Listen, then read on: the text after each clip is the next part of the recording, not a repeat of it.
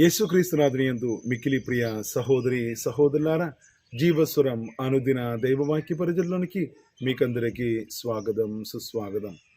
ప్రియమైన సహోదరులారా, మత్తయి సువార్త 10వ అధ్యాయం యేసు ప్రభువు 12 అపొస్తలుని ఎన్నుకోవడం, వారికి సువార్త ప్రచార బాధ్యతని అప్పగించడం, అదేవిధముగా ఈ సువార్త ప్రచారంలో వారు ఎదురవబోతున్నటువంటి సమస్యల గురించి హెచ్చరించడం కూడా జరుగుతుంది.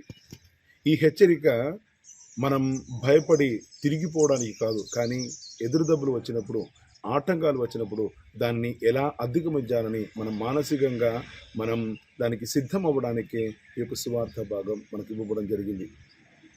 ఈరోజు కథోలిక శ్రీ సభ పునీత స్టెఫాని యొక్క పండుగను కొనియాడుతున్నారు. యేసుప్రభు కోసం, సువార్త కోసం మొట్టమొదట హతసాక్షి అయినటువంటి ఒక వ్యక్తి పునీత స్టెఫాన్ గారు.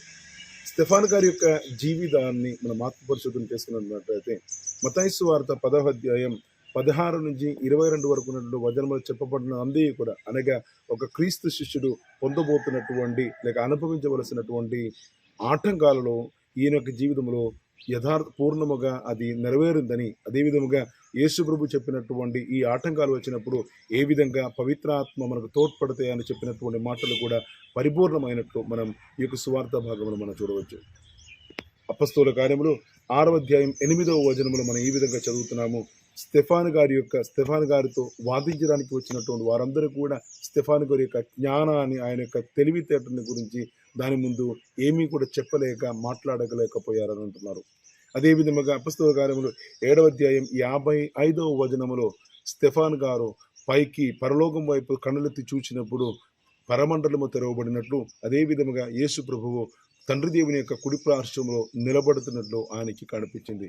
ప్రియమైన సహోదరులారా, ఒక క్రీస్తు శిష్యునిగా సువార్త కోసం తనకి జీవితాన్ని అప్పగిస్తున్నటువంటి ప్రతి వ్యక్తికి కూడా యేసు ప్రభు వసుకుతున్నటువంటి బహుమానమే ఈ దర్శనం అనేది. ప్రియమైన సహోదరులారా, మనమందరం క్రిస్మస్ యేసు ప్రభు యొక్క జన్మదినాన్ని వైభవంగా మనం కొనియాడి ఉన్నాము. ఈ యేసు ప్రభుని మనసారా స్వీకరించి ఆయనకు సాక్షులుగా మారడానికే మనమందరం పిలువబడ్డాం. ఈ సాక్షులుగా యేసు ప్రభుని మనసారా స్వీకరించి ఆయనకు సువార్తకు సాక్షులుగా మారుతున్నటువంటి ప్రతి వ్యక్తికి యేసు ప్రభు వసుకుతున్నటువంటి బహుమానమే ఆయన వారిని స్వాగతించడం లేక స్టెఫాను గారు చూసినటువంటి యొక్క దర్శనం. ప్రియులారా, ఈ క్రిస్మస్ కాలంలో యేసు ప్రభుని మనస్ఫూర్తిగా స్వీకరించడానికి, అదేవిధంగా ఆయనకు సువార్తకు సాక్షులుగా మారడానికి, అదేవిధంగా దేవుని యొక్క దీవెనలతో నింపబడడానికి మనం అందరం ప్రయత్నం చేసుకుందాం. దేవుడు మనందరినీ ధారాళముగా దీవించునుగాక, ఇప్పుడును ఎప్పుడును ఎల్లప్పుడును ఆమేన్.